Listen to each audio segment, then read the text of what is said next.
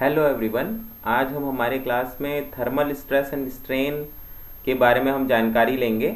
और जैसा कि हमारा जो टॉपिक चल रहा था पिछली क्लास में, हमने पढ़ा था ये वाले टॉपिक को, जिसमें कि कंपोजिट बार थे और उन कंपोजिट बार का हमने डेल एल को हमने निकाला था, चेंज इन लेंथ को हमने फाइंड आउट किया था। तो अब आगे की क्लास में मेरे ख्याल से आप लोगों को स्ट्रेस का फॉर्मूला, स्ट्रेन का फॉर्मूला, जो कि बहुत ही सिंपल है, वो आप लोगों को क्लियर हो गया होगा। जैसे कि स्ट्रेन का फॉर्मूला होता है डेल एल बाई एल, या स्ट्रेन को हम एफ अपॉन ई से भी हम डिनोट करते हैं, और सिमिलरली स्ट्रेस को हम एफ अपॉन ए से डिनोट करते हैं। एफ अपॉन ए उसका फॉर्मूला होता है load upon area, P upon A या एफ अपॉन ए। अब हम आगे बढ़ते हैं, तो यहाँ पर लिखा हुआ है stress strains and elongation worrying section of बार। हिंदी में पढ़ें तो परिवर्ती काट की छड़ों में उत्पन्न प्रतिबल विकृति और लंबाई में वृद्धि को समझाइए। तो यहाँ पर हमें एक ऐसा बार है जो कि एक लंबाई में तो है, बट उसका किसी सेक्शन में वो बहुत ही चौड़ा है, किसी सेक्शन में वो पतला हो गया है, फिर किसी सेक्शन में वो चौड़ा हो गया है। तो एक वरिंग क्रॉस सेक्शन एरिया है उस बार का। और वैसे बार में हमें स्ट्रेस की वैल्यू को फाइंड आउट करनी है और स्ट्रेन की वैल्यू को फाइंड आउट करनी है। ठीक है, तो मैं वो बार का आपको फोटो दिखा देता हूँ, पिक्चर फिगर दिखा देता हूँ। देखिए, ये एक लंबा बार है, ठीक है, जिसकी टोटल लेंथ एल है। और अगर एक एक सेगमेंट में अगर हम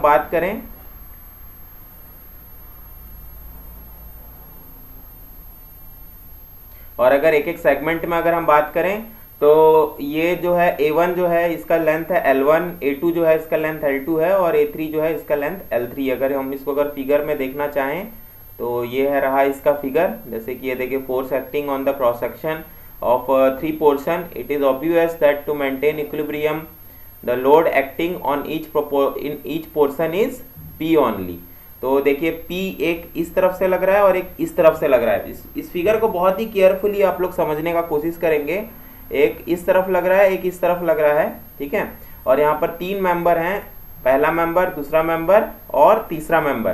तो पहले मेंबर का हम जो भी डायमेंशन है उसको A1 L1 P1 बोलेंगे, दूसरे मेंबर का A2 L2 P2 बोलेंगे, तीसरे मेंबर में A3 L3 P3 बोलेंगे। अब इन तीनों सेक्शन को अगर हम अलग अलग करके बाइफरकेट करके अगर इसका फोर्स एनालिसिस अगर हम करेंगे, अलग अलग सेक्शन में करके हम इसका अगर फोर्स एनालिसिस अगर करेंगे, तो देखते हैं जैसे कि पहला जो मेंबर है उसका जो टेंसाइल फोर्स कुछ इस प्रकार होगा, दूसरा सेक्शन 2 का जो होगा फोर्स एनालिसिस कुछ इस प्रकार से होगा। देखिए, 2 मेंबर हैं आपस में जुड़े हुए और इसका जो फोर्स है वो इस प्रकार से लग रहा है। सिमिलरली जो तीसरा मेंबर होगा A3, उसका फोर्स एनालिसिस कुछ इस प्रकार से होगा। ठीक है, तो अब इस प्रकार से अगर हमारे पास में कोई अगर एक मेंबर है जिसका कि एक लंबाई में कुछ कुछ दूरी में उसका जो क्रॉस सेक्शनल एरिया है वो क्या हो रहा है, चेंज हो रहा है, उसकी लंबाई बढ़ रही, उसकी चौड़ाई बढ़ रही है या घट रही है।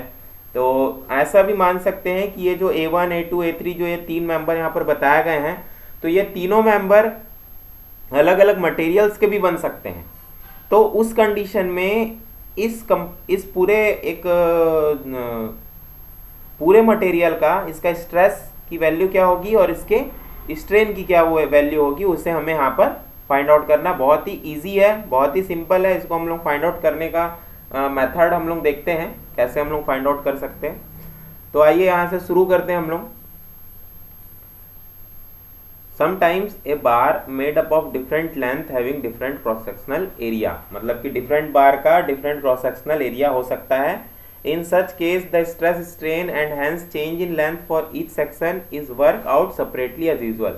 तो ऐसी परिस्थितियों में जो स्ट्रेन, स्ट्रेस और चेंज इन लेंथ जो रहता है वो अलग अलग मटेरियल का अलग अलग रहता है। अगर सेम लोड है तो भी उसका जो चेंज इन लेंथ जो रहेगा वो क्या होगा, अलग अलग रहेगा। In varying section of bar external force is P, मतलब कि ये जो बार है जिसका कि सेक्शन जो है वरी हो रहा है, तो उसका जो एक्सटर्नल फोर्स जो है वो क्या है, P है।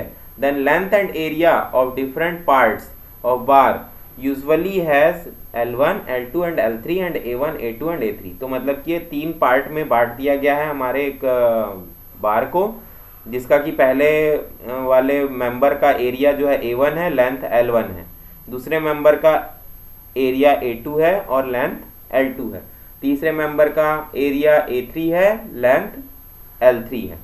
तो सिमिलरली देखिए यहाँ पर ये फिगर है, ये बहुत ही एक इम्पॉर्टेंट डायग्राम है। ऐसा जो इसी फिगर पे लगभग हमारे जो यूनिवर्सिटी एग्जाम है इसमें बहुत बार क्वेश्चंस आ चुके हैं। तो आगे देखेंगे फिगर वरिंग क्रॉस सेक्शनल बार, परिवर्ती काट।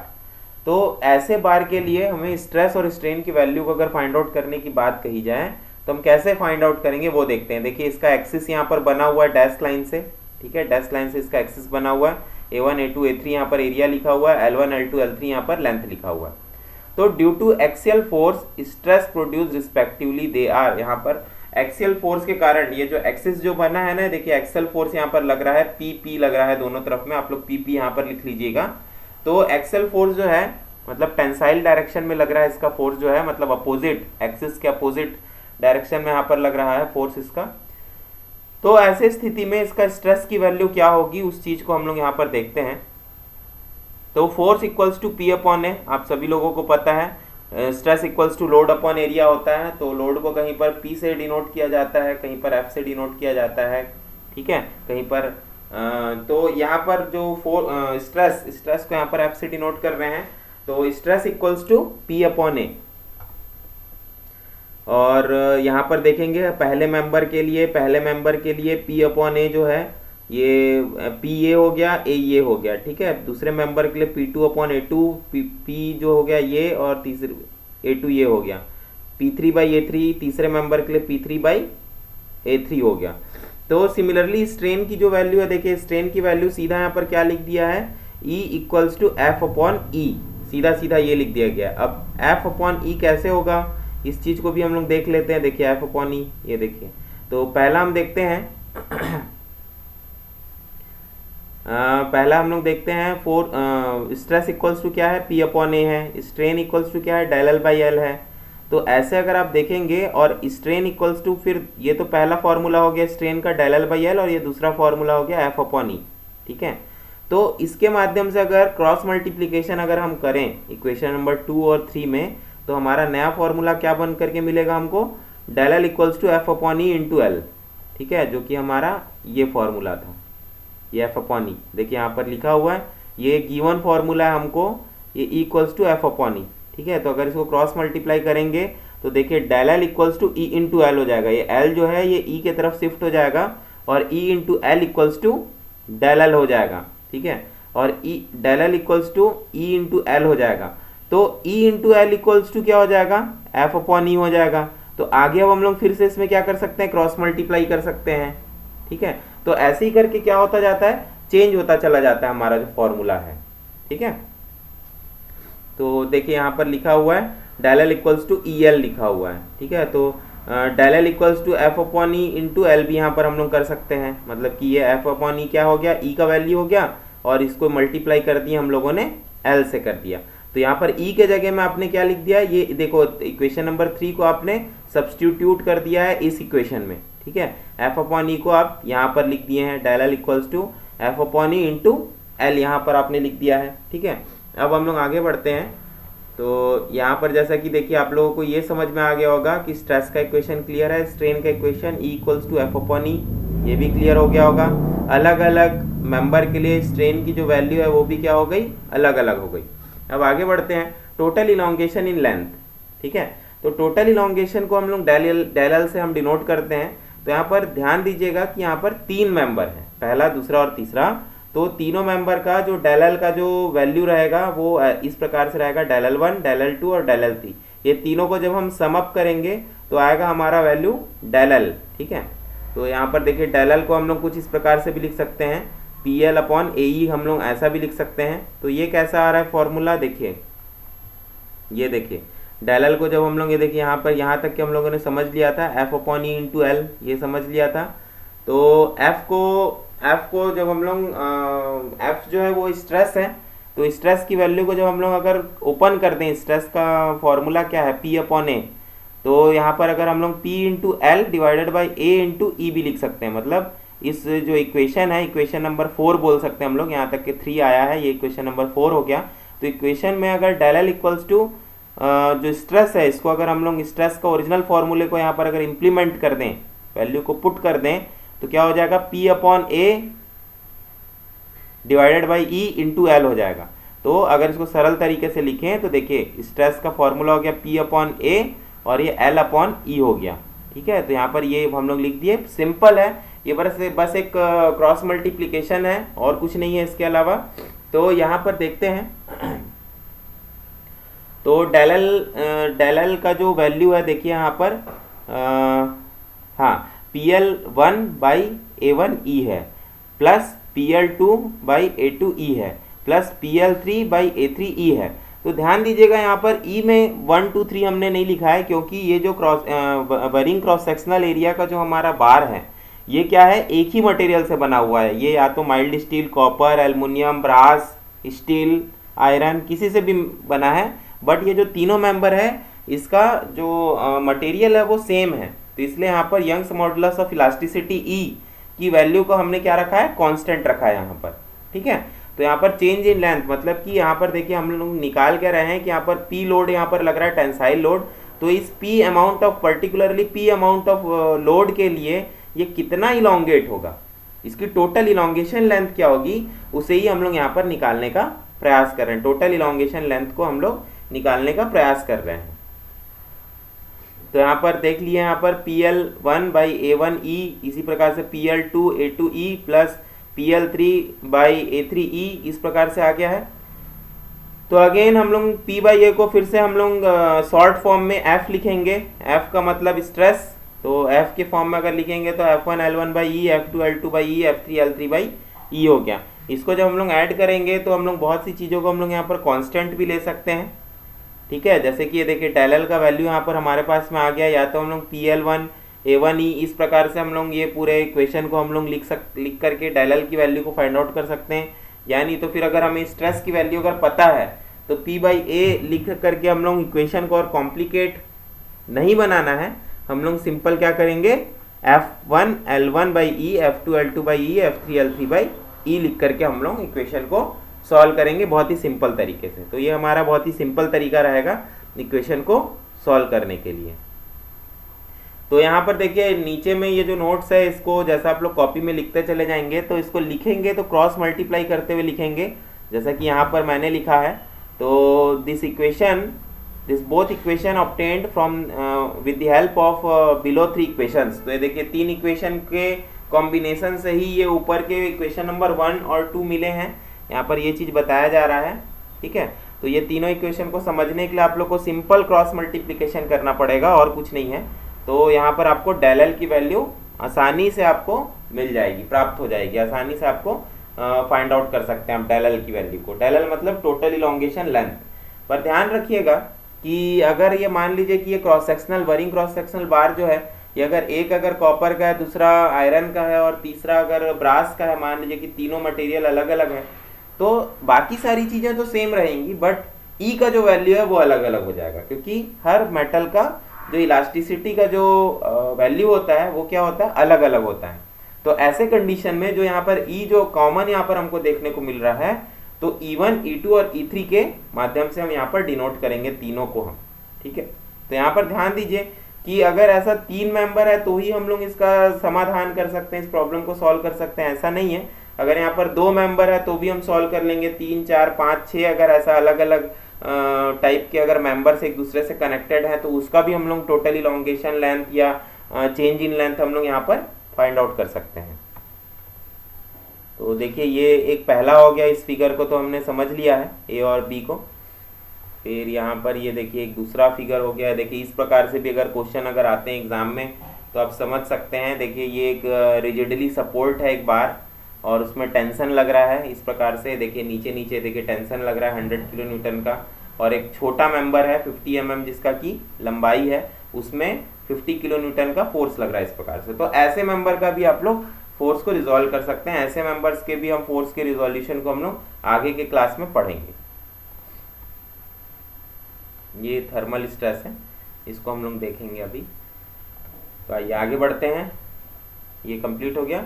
अब देखते हैं हम लोग temperature stress and thermal strain के बारे में हम बात करेंगे, जिसको कि हम हिंदी में तापीय प्रतिबल एवं तापीय विकृति कहते हैं। तो देखिए हर मेटल का एक थर्मल कंडक्टिविटी होता है, जिसको कि हम के से डिनोट करते हैं, स्मॉल के से हम डिनोट करते हैं।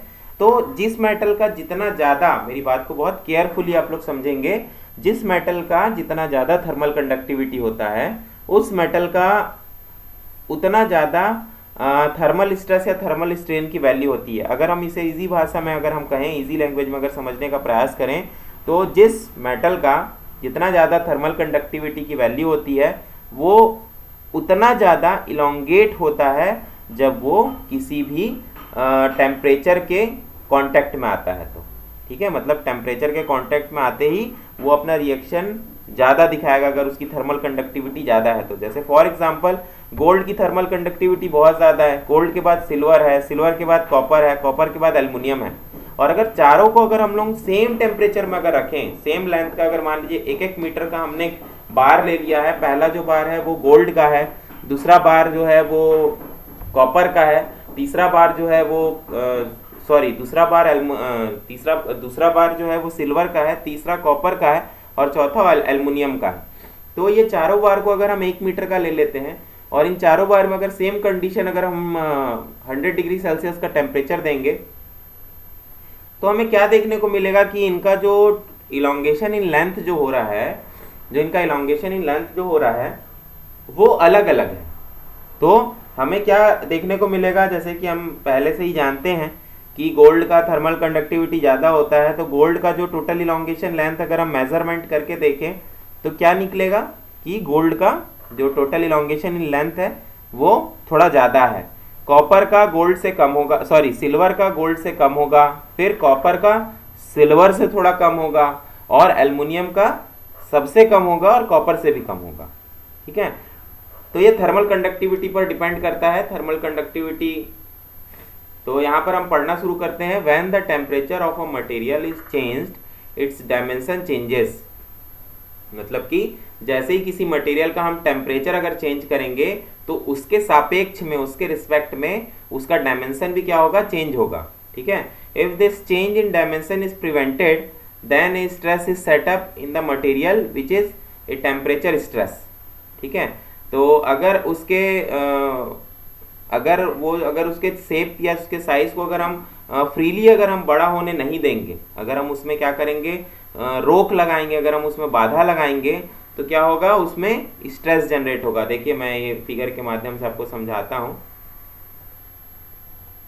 हाँ देखिए, जैसे कि अगर ये एक बार है और दोनों तरफ से अगर आप रिजिडली सपोर्ट अगर कर देंगे तो ये जो बार है ये फैलने का प्रयास तो करेगा बट क्या होगा, ये फैल नहीं पाएगा। ये जो डेलल जो है ये बस एक इमेजिनरी बस रह जाएगा अगर रिजिडली सपोर्ट दिए हैं तो।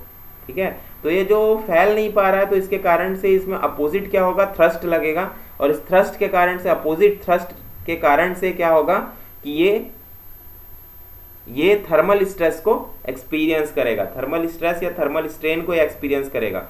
तो अपने शेप या अपने लेंथ को जब यहाँ से नहीं बढ़ा पा रहा है तो किसी और डायरेक्शन से इसको एक्सपांड करने की कोशिश करेगा वो। ठीक है, तो इसको देखते हैं। The corresponding stress material which is temperature stress. Okay, the corresponding strain are called thermal और टेम्परेचर स्ट्रेन। तो इस प्रकार का स्ट्रेन मतलब अगर यदि टेम्परेचर के कारण से अगर उसका शेप साइज अगर वो चेंज करता है तो वैसे शेप साइज चेंज होने की क्रिया को हम स्ट्रेन कहेंगे या थर्मल या टेम्परेचर स्ट्रेन भी हम कह सकते हैं। ठीक है, suppose a bar of length L, अगर एक बार है लेंथ एल का और उसका कोफिशिएंट ऑफ एक्सपांसन है alpha L degree Celsius, coefficient of expansion है अल्फा टी डिग्री सेल्सियस। ठीक है, subjected to a rise in temperature of T degree Celsius, मतलब अगर एक बार है हमारे पास में और उसमें अगर हम टी डिग्री सेल्सियस देते हैं तो if it is free to expand its extension will be del L equals to alpha T L. ठीक है, तो उसका जो एक्सपांसन होगा वो फ्रीली एक्सपांड होगा और उसका जो टोटल चेंज इन लेंथ होगा, देखिए ये एम्पेरिकल फार्मूला हमको दिया हुआ है, एम्पेरिकल मतलब प्रैक्टिकली किया हुआ फार्मूला हमें दिया हुआ है कि हम एक वास्तविकता में एक बार लिए और उसमें हमने टेम्परेचर दिया और उस टेम्परेचर को हमने क्या किया, नोट किया। कि उसकी टोटल जो इलांगेशन हो रही है वो कितनी हो रही है। तो डेल एल इक्वल्स टू क्या हमें देखने को मिल रहा है, अल्फा टी एल हमें देखने को मिल रहा है। Now if this expansion is prevented by supports then there will be compressive stress F. मतलब कि अगर इस बार को अगर सपोर्ट दिया जाए इस प्रकार से तो इसके अंदर में क्या जनरेट होगा, एक स्ट्रेस जनरेट होगा जिसे कि हम एफ से डिनोट करेंगे। Induced in the bar if the thrust from supports is P then, मतलब इस दोनों सपोर्ट से कारण से एक थ्रस्ट इसे बियर करना पड़ेगा इस बार को। तो उस थ्रस्ट के कारण उस थ्रस्ट का जो सपोर्ट के कारण से जो थ्रस्ट मिल रहा है उस थ्रस्ट की वैल्यू को हम लोग यहाँ पर P से डिनोट कर रहे हैं। ठीक है, तो देखिए यहाँ पर लिखा हुआ है bar is fixed by both hands. ये देखिए फिक्स्ड लिखा हुआ है, रिजिडली फिक्स्ड है ये। ठीक है, ये जो F है यहाँ पर ये स्ट्रेस की वैल्यू को यहाँ पर डिफाइन कर रहा है, P जो है लोड की वैल्यू को डिफाइन कर रहा है। ठीक है, a bar tries to expand between two rigid supports but it exert thrust from opposite side. ठीक है, अपोजिट साइड से ये थ्रस्ट को फेस कर रहा है। एक छड़ जिसके दोनों सिरे आबद्ध हैं के लिए सिद्ध तापीय प्रतिबल हमें यहाँ पर फाइंड आउट करना है। लेट द इक्वेशन बी, देखिए यहाँ पर हम लोग अब इक्वेशन लिखना शुरू कर रहे हैं। F equals to P upon A. ठीक है, P अपॉन ए, और यहाँ पर पिछले इक्वेशन में हमने क्या किया था, F equals to P upon A equals to del L by L into E भी हमने देखा था यहाँ पर पिछले इक्वेशन में। ठीक है, तो ये भी आप लोग क्रॉस मल्टीप्लाई से निकाल सकते हैं। Del L by L into E कैसे आ रहा है उसको यहाँ पर देखिए नीचे फॉर्मूला दिया हुआ है, इसके माध्यम से आप लोग आसानी से समझ सकते हैं। E equals to F upon E है। ठीक है, ये आप लोगों को क्लियरली पता है। और अगर इसको हम क्रॉस मल्टीप्लाई करें मतलब E इंटू ई मतलब strain into Young's modulus equals to F हो जाएगा। मतलब ये E जो है इधर क्रॉस मल्टीप्लाई हो जाएगा और यहाँ पर केवल अकेला F बचेगा। तो F equals to strain into Young's modulus यहाँ पर बचेगा। ठीक है, अब यहाँ पर F ये जो स्ट्रेस है F इक्वल्स टू ई का जो वैल्यू इसको हम लोग ओपन कर देंगे डेल एल बाई एल। तो del L by L into E, तो यहाँ पर देखिए 1 2 3 फॉर्मूले के माध्यम से यहाँ पर ये बता दिया गया del L by L into E कैसे आ रहा है। ठीक है, तो where del L equals to alpha T L, del L equals to alpha T L यहाँ पर बताया जा रहा है। ये पहला इक्वेशन है हमारा जो कि हमें गिवन है। Putting the value of equation 2 in equation 1, मतलब कि इक्वेशन नंबर 2 में इक्वेशन नंबर 1 को हम सब्स्टिट्यूट करेंगे। f की वैल्यू को इक्वेशन नंबर 1 में हम सब्स्टिट्यूट करेंगे। तो f equals to del L by L into E को अब हम सब्स्टिट्यूट करेंगे। तो डेल एल का जो वैल्यू है, डेल एल का वैल्यू क्या है, देखिए डेल एल का वैल्यू क्या है, अल्फा टी एल। तो अल्फा टी एल की वैल्यू मतलब डेल एल की अल्फा टी एल वैल्यू को हम इस जगह पर हम क्या करेंगे, सब्स्टिट्यूट करेंगे। मतलब f equals to alpha T L divided by L into E हो जाएगा ये। ठीक है, तो यहाँ पर देखिए हमने कर दिया है f into alpha T L by L into E. तो ये सिंपल सा एक इक्वेशन बन जाएगा। एल एल क्या हो जाएगा, कैंसल हो जाएगा। देखिए तो बचेगा हमारे पास f equals to alpha T into E बचेगा, तो अल्फा टी ई। तो स्ट्रेस का हमारे पास में वैल्यू देखिए आ चुका है। स्ट्रेस का वैल्यू क्या हो गया, अल्फा टी ई हो गया। और देखिए del L change in length of material, ये अल्फा एल टी हमने ये हमको गिवन था। एल एक्सपांडेड लेंथ, ये एक्सपांडेड लेंथ अब क्या हो जाएगा, ये डेल एल है चेंज इन लेंथ है, तो यहाँ पर एक्सपांडेड लेंथ हो जाएगा 1 प्लस या L plus alpha L T हो जाएगा।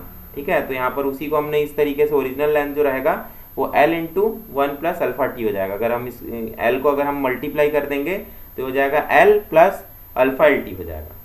ठीक है, तो सिंपल से हम इसको थोड़ा सा एक टेक्निकल मैथमेटिकल फॉर्म में हमने लिखा है। इसको L plus alpha L T को हमने एल को कॉमन ले लिया है, एल को कॉमन लेकर के 1 प्लस अल्फा टी हमने लिख दिया। Therefore strain equals to alpha L T divided by L plus L into 1 plus alpha T. मतलब कि स्ट्रेन ई का फॉर्मूला क्या होता है, डेल एल बाई एल होता है। तो डेल एल का वैल्यू है अल्फा एल टी और एल का वैल्यू है, देखिए एल का वैल्यू है ये देखिए डेल एल बाई एल। तो ये देखिए डेल एल बाई एल, तो इन दोनों को हम जब डिवाइड करेंगे इसको और इसको, तो क्या क्या हमको मिलेगा, स्ट्रेन की वैल्यू मिलेगी। तो ये देखिए स्ट्रेन की वैल्यू को जब हम लोग आगे की ओर सॉल्व करेंगे तो यहाँ पर ये जो एल एल जो है ये कैंसिल हो जाएगा, ये यहाँ का एल और यहाँ का एल। तो alpha T by 1 plus alpha T बचेगा जो कि नियरली इक्वल है अल्फा टी के। ठीक है, तो हियर ये देखिए ये वाला जो सिंबल है ये क्या डिनोट कर रहा है, this symbol means at it is almost equal to and the value of strain is alpha T, value fund. ठीक है, तो यहाँ पर वैल्यू फंड हो गया हमारा। तो इस प्रकार से ये वाला हमारा प्रॉब्लम ये सॉल्व होता है, मतलब कि थर्मल स्ट्रेस और थर्मल स्ट्रेन हमने यहाँ पर फाइंड आउट कर लिया है। थर्मल स्ट्रेस कितना है, अल्फा टी ई है, पहला चीज ये हमको क्लियर हो गया। अगर हमारे पास में न्यूमेरिकल आता है थर्मल स्ट्रेस या थर्मल स्ट्रेन निकालने का, तो इस फॉर्मूले से हम स्ट्रेस को निकाल सकते हैं, अल्फा टी ई, ये स्ट्रेस निकल गया। स्ट्रेन निकालने के लिए अल्फा टी, ये स्ट्रेन निकल जाएगा अल्फा टी के माध्यम से। ठीक है, तो दोनों फॉर्मूले हमने यहाँ पर फाइंड आउट कर लिया है। आगे बढ़ते हैं, इसके कुछ फिगर्स देख लेते हैं हम लोग। ये देखिए, ये एक फिगर है थर्मल स्ट्रेस एंड स्ट्रेन। ये देखिए स्ट्रेस का ये फॉर्मूला है और ये स्ट्रेन का फॉर्मूला है। देखिए तो स्ट्रेस का क्या है, ई ए अल्फा डेल टी। ठीक है, ये डेल टी क्या है, चेंज इन टेम्परेचर है। और स्ट्रेस का देखिए ये फॉर्मूला ई अल्फा डेल टी। अल्फा क्या चीज़ है, थर्मल टेम्परेचर कोफिशिएंट है। ठीक है, ये आपको वैल्यू हमेशा दी हुई रहेगी क्वेश्चन में, ये अल्फा की वैल्यू। ठीक है, और देखते हैं, ये एक डायग्राम है। ये देखिए, understanding the coefficient of thermal expansion, thermal strain and thermal stress. ये देखिए, अगर थर्मल स्ट्रेस और स्ट्रेन के कारण से कई बार देखिए रेल की पटरियां भी क्या हो जाती हैं, बकल हो जाती हैं, इस प्रकार से देखिए घूम जाती हैं। ठीक है, और ये देखिए रेल की पटरियों, जब दो रेल की पटरियों को जब हम आपस में जोड़ते हैं with the help of nut and bolt, ठीक है, तो यहाँ पर हम क्या रखते हैं, एक गैप रखते हैं। ये गैप क्यों रखते हैं, क्योंकि गर्मी के समय में वो जो टेम्परेचर हाई टेम्परेचर के कारण से ये गैप जो है ये आपस में क्या हो जाता है, मिल जाता है, एक हो जाते हैं, ये बहुत क्लोज आ जाते हैं। ये जो थर्मल एक्सपांसन है ये बहुत ज़्यादा नहीं होता है। ये 1 मीटर में अगर इसको बहुत हाई टेम्परेचर भी देंगे तो 1 मीटर का जो बढ़ करके लेंथ आप लोगों को देखने को मिलेगा, वो हार्डली जो चेंज इन लेंथ रहेगा वो 0.1 mm, 0.2, 0.3 mm से ज़्यादा नहीं रहता है। ठीक है, तो ये माइन्यूट रहता है, but as a engineering point of view से हमें ये जो वैल्यू है इसे हमें केयर करना पड़ेगा। ठीक है,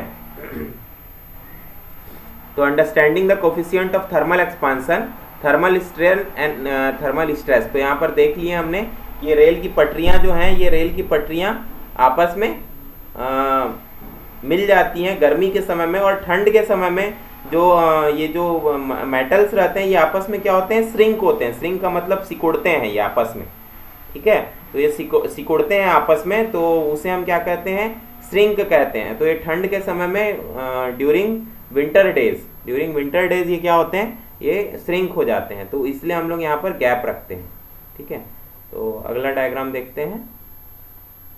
ये एक डायग्राम है, देखिए यहाँ पर रेल की पटरियाँ किस प्रकार से बकल हो जाती हैं। बकल होने के कारण से कई बार ऐसा एक बहुत ज़्यादा एक्सीडेंट भी होता है। तो इन्हीं सब मतलब ये बकल ना हो, ये बहुत ज़्यादा गर्मी के दिनों में कई बार ऐसे पटरियाँ जो रहती हैं आपस में वो छोड़ देती हैं। बहुत ज़्यादा गर्म होता है ये इन्वायरमेंट में ओपनली रखा हुआ रहता है, तो बहुत ज़्यादा हाई टेम्परेचर के कारण से भी ये क्या होता है, आपस में पटरियाँ जो रहती हैं वो उतर जाती हैं, अपने जो अपना जो ओरिजिनल पोजीशन रहता है उसको छोड़ देती हैं। तो ऐसा ना हो इसीलिए हम क्या करते हैं, यहाँ पर देखिए नट बोल्ट का सिस्टम हम यहाँ पर लगाते हैं। ऐसा आप लोगों ने देखा भी होगा कभी पटरियों के आसपास में यदि आप जाएंगे रेलवे स्टेशन, तो ये चीज़ को आप बहुत आसानी से देख सकते हैं। ये देखिए, if there is no restriction on the object expanding shrinking due to a temperature change, no force is generated in the object. मतलब कि अगर हम फ्रीली अगर इसे एक्सपांड होने देंगे तो इसमें कोई भी फोर्स जनरेट नहीं होगा। लेकिन अगर हम उसे अगर फ्रीली एक्सपांड नहीं होने देंगे, उसे हम रिस्ट्रिक्ट करेंगे, उसे हम बड़ा मतलब उसका जो चेंज इन लेंथ है उसे हम रिस्ट्रिक्ट करेंगे, तो वहाँ पर क्या जनरेट होगा, वहाँ पर दोनों चीज़ें जनरेट होगी, थर्मल स्ट्रेस भी और थर्मल स्ट्रेन भी यहाँ पर जनरेट होगी। तो वही चीज़ बता रहा है, temperature change if the deformation of the object expanding shrinking due to a temperature change is limited, stress will occur in the object, यहाँ पर लिखा हुआ है। आइए आगे बढ़ते हैं।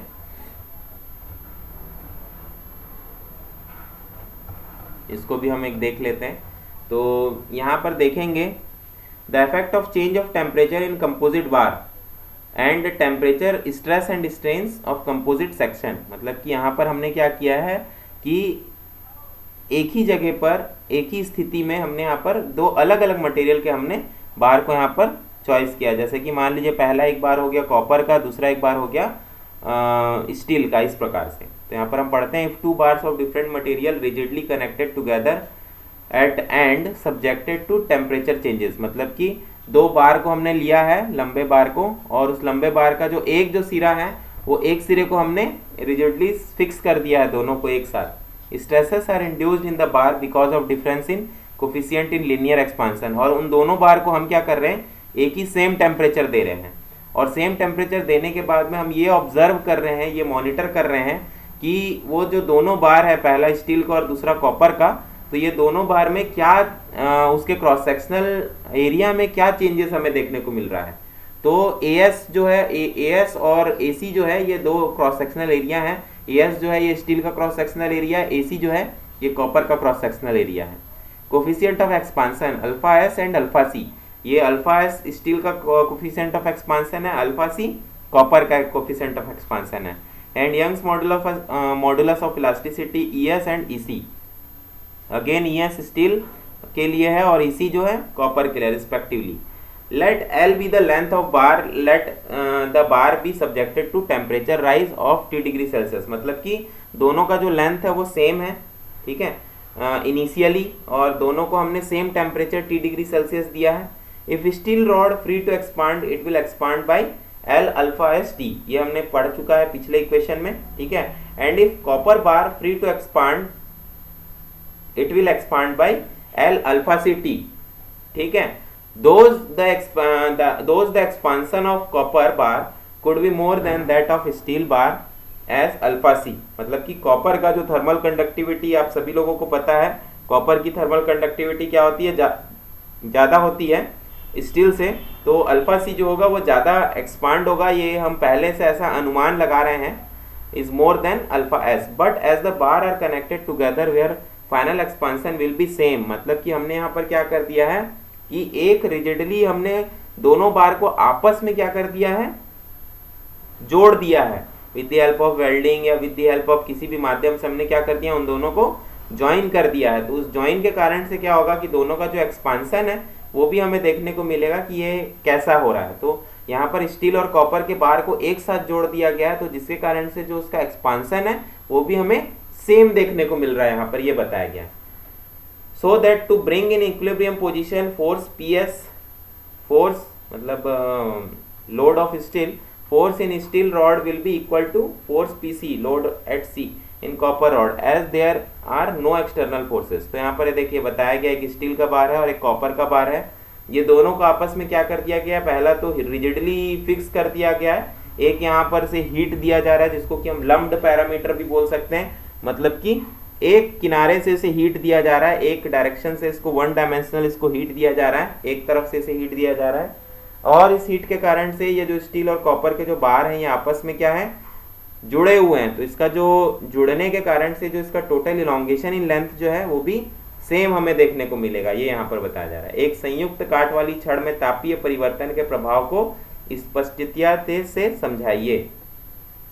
तो स्टील का देखिए change in length L alpha S T है और इसका भी L अल्फा सी टी रहेगा इसका, ठीक है, डेल, ये देखिए L alpha C T. Let del be the expansion of the rod elongation caused in the steel rod by the force PS is del minus L into alpha S T.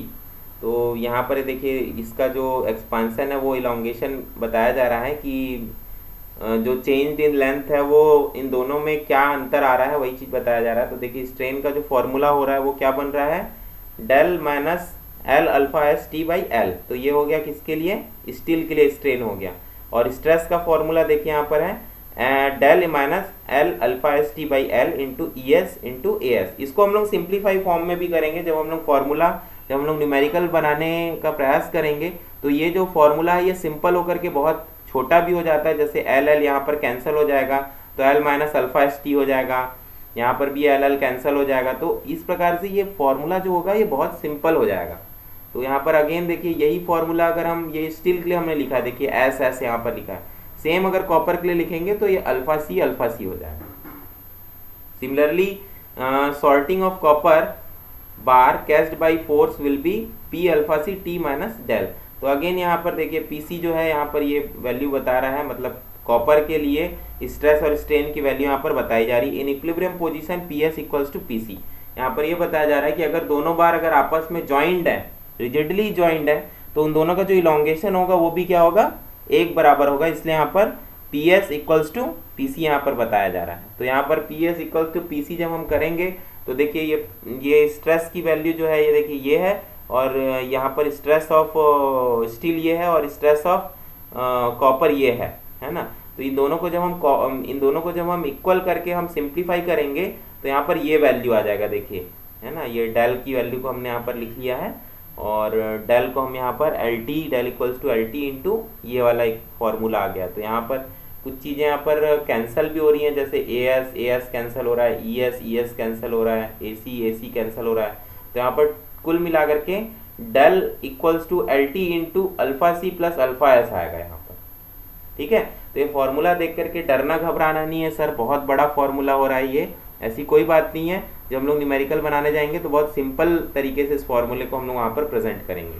Bye knowing del stress in the steel bar and copper bar can be calculated, मतलब del का जब value हमें पता चल जाएगा change in length, तो उसके माध्यम से हम लोग स्ट्रेस और स्ट्रेन कॉपर के बार में और स्टील के बार में आसानी से हम लोग कैलकुलेट कर सकते हैं। तो आज के क्लास में बस इतना ही। नेक्स्ट क्लास में हम लोग आगे का पढ़ेंगे, जानकारी लेंगे। तो आज की क्लास में इतना ही। ओके, बहुत बहुत धन्यवाद आप लोगों का हमारे क्लास में बने रहने के लिए। Thank you very much.